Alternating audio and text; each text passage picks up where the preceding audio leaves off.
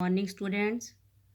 Today we are going to revising rational numbers and their decimal expansions. क्या आता है इसमें, जो आपने पीछे जो रैशनल नंबर आपके चले आ रहे हैं उसको डेसिमल एक्सपेंशन में कैसे करना है. If a is equal to p upon Q.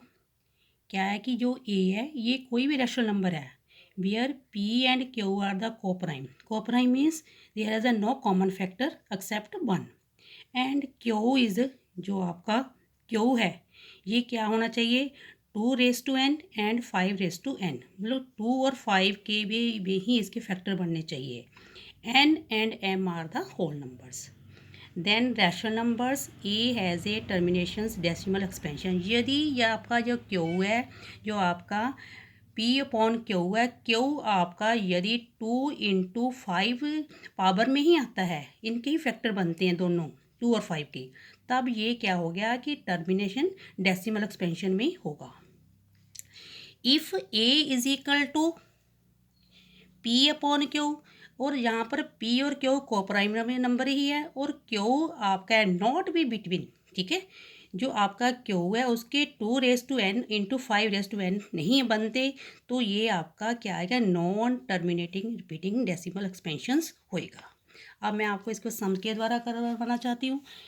Without actually performing the long division, state whether the following rational numbers will have the terminating decimal expansions or non-terminating. क्या ये terminating है या क्या non-terminating decimal expansion में है. 13/3125. पहले हम इसके फैक्टर बनाएंगे. देखो ये तो 13 है, ये तो ऑलरेडी प्राइम नंबर है. ठीक है, मैंने इसके फैक्टर बनाने स्टार्ट किए. क्या ये लास्ट रिजल्ट आपका 5 है, तो 5 पर गया, कितना आया आपके पास, डिवाइड किया 5 से, कितना है 625. फिर हमने 5 से डिवाइड किया, कितना आया आपके पास 125. फिर मैंने 5 से डिवाइड किया 25, फिर 5, तो आपका ये कितना आ गया 1 2 3 4 5. क्या आया आपके पास 13 × 5 तो क्या लिख सकते हैं हम इसे, 13 × 2 आपको पता है किसी के पावर 2 0 होते हैं तो 1 होता है, इंटू 5 तो आपको मैंने कहा था कि यदि आपका रैशनल नंबर में आपका P अपॉन जो Q है, Q आपकी जो फैक्टर बनते हैं 2 और 5 बनते हैं, ये क्या बन गया आपके पास, टर्मिनेटिंग डेसिमल एक्सपेंशन. इसे हम टर्मिनेटिंग डेसिमल एक्सपेंशन कहेंगे. ठीक है, अब मैं आपको एक और क्वेश्चन बताती हूँ जिसमें टर्मिनेटिंग एक्सपेंशन नहीं होएगा. ये आपका अगला आता है, थर्ड को पार्ट आता है, फर्स्ट क्वेश्चन का थर्ड पार्ट है 64/455. आपको पता है कि P upon is A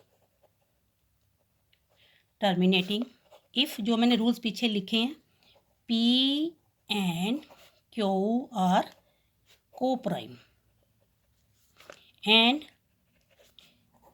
Q is the 2 × n into 5 raise to n. अब मैंने 455 के फैक्टर बनाए. ठीक है, 5 लास्ट में है तो 5 पर गया, कितना आया 91. फिर 7 पर गया, कितना आया 13. अब आपके पास क्या बने हैं कि ये एक 5 है, 64/55 इज इक्वल टू 64 5 × 7 × 13. अब ये 5 तो है पर 2 तो नहीं है, और 7 और 13 भी आ गए, तो ये क्या बन गया कि it has the non terminating decimal. It has non terminating repeating decimal expansion. तो आपको पता है कि जब आपकी, क्या कहने का भाव है कि जब आपका P अपॉन को जो रैशनल नंबर है, जो Q के जो फैक्टर है 2 और 5 में होना चाहिए, तो वो टर्मिनेटिंग डेसिमल एक्सपेंशन होएगा. यदि उसमें नहीं बनते तो ये आपका नॉन टर्मिनेटिंग डेसिमल एक्सपेंशन होएगा. अब आपका क्वेश्चन नंबर सेकेंड है, also right the decimal expansions of those. ठीक है, rational numbers which have terminating decimal expansion. अब आपने इसे क्या करना है कि इसे डेसिमल एक्सपेंशन में आपने नंबर तो आपका पता है कि टर्मिनेटिंग है, ठीक है, पर इसको आपने डेसिमल में आपने कन्वर्ट करना है। कैसे करना है कि 13/3125 इज इक्वल टू 13। ये आपको मैंने पहले बता चुकी हूँ कि 2⁻0 × 5⁵ बन गया, क्योंकि 3 और 2 5 के आपने फैक्टर बना चुके पहले क्वेश्चन में। तो क्या आपके पास आ गया, ये आपके नॉमिनेटर और डिनोमिनेटर दोनों को हमारे पास 2⁵ नहीं है, तो ये हमने नॉमिनेटर के साथ भी और डिनोमिनेटर के साथ भी 2⁵ अपॉन 2⁵ के साथ मल्टीप्लाई कर दिया। अब हमारे पास क्या आ गया, 13 इंटू ये 2 कितनी बार हो गया, 5 टाइम्स है, 1 2 3 4 5, कितना आ गया, 2 2 4 2 8 2 16 16 2 32। अब नीचे क्या आया, 5 2 10। ये तो आपको पता ही है कितना आया, ये मल्टीप्लाई कर ली दोनों को, 416। कितना आया आपके पास, 1 2 3 4 5। तो आपके पास डेसिमल में कितना आ गया, 0 4 1 6। अब आपके पास कितने चाहिए, ये 3 है, तो 1 2 यहाँ पर आपका डेसिमल लग गया। तो क्या आया, डेसिमल 00416। ये था आपका डेसिमल एक्सपेंशंस। अब मैं आपको एक और क्वेश्चन में करके बताती हूँ। मान लो कि आपके पास ये क्वेश्चन है 64/455। आपको ये पता ही है कि 455 के आपने पहले भी बना चुके हो, फैक्टर क्या बने हैं, 5 × 7 × 13। तो इसे आप कहेंगे कि हैज़ नो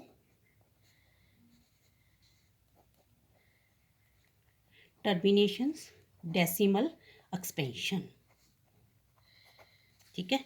तो आपके जिस पे के फैक्टर 2 और 5 बनते हो डिनोमिनेटर के, उन्हीं को ही आप डेसिमल में कन्वर्ट कर सकते हैं, ठीक है। नहीं तो वो आपका डेसिमल आगे आगे इंक्रीज हो सकता है, उसे हम कहेंगे टर्मिनल डेसिमल एक्सपेंशंस। अब आपका क्वेश्चन नंबर 3 है, एक मैं और आपको करके दिखा देती हूँ। सपोज करो आपके पास 23 2⁻3। अगली हमारे पास है सेकंड क्वेश्चन का 6th पार्ट है, 23/2⁻3 × 5⁻2। अब हमारे पास 5 की पावर 2 है तो 2 की पावर 3 है, तो हम क्या करेंगे, 5 की पावर एक और हम मल्टीप्लाई करेंगे। We multiply and divide the equation 5/1।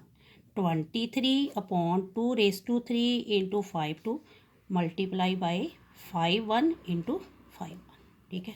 तो ये क्या हमारे पास मल्टीप्लाई करके आ गया, 23 × 5 अपॉन 2 3, ये दोनों क्या आ गया हमारे पास, जब बेस इक्वल हो पावर शुड बी एडेड। तो हमारे पास क्या आ गया, 23 को दोनों का मल्टीप्लाई कर कितना आया हमारे पास, 115 अपॉन 2⁻3 × 5⁻3, 115 10⁻3। तो कितना हमारे पास आ गया, 115 10 × 10 × 10। कितना हमारे पास डेसिमल, 1 2 3 0.115। तो डेसिमल एक्सपेंशन में आ गया, ये मैं ऑलरेडी पहले आपको करवा चुकी हूँ। अब हमारे पास क्वेश्चन नंबर 3 है, ये आपने ध्यान से देखना, ठीक है। ये क्या है, the following real numbers have the decimal expansions as given below whether they are rational और नॉट।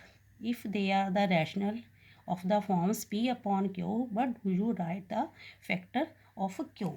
अब आपने इसके फैक्टर भी बनाने हैं और इसको आपने रैशनल नंबर में भी लिखना है। आपके पास क्या है, 43.1235678 आपको इससे पहले रैशनल नंबर में लिखेंगे।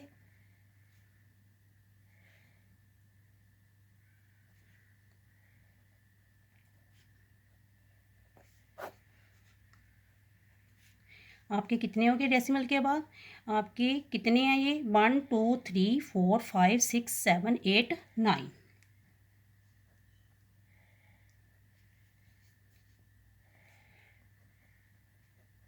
143 1 2 3 4 5 6 7 8 9।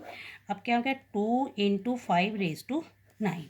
अब आपको पता है कि पी जो आपका पी अपॉन क्यू हुआ, क्यू के कितने फैक्टर बन गए 2 और 5 की raise to 9।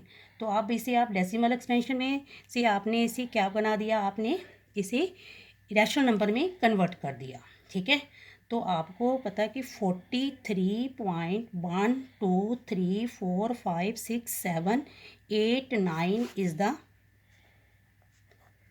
Form of P upon Q। Prime factor of Q are in the form 2 and 5. It is a termination। ठीक है, अब मैं आपको होमवर्क दे रही हूँ, डू द एक्सरसाइज 1.4 कंप्लीट। ये था आज आपका homework. Thank you, have a nice day.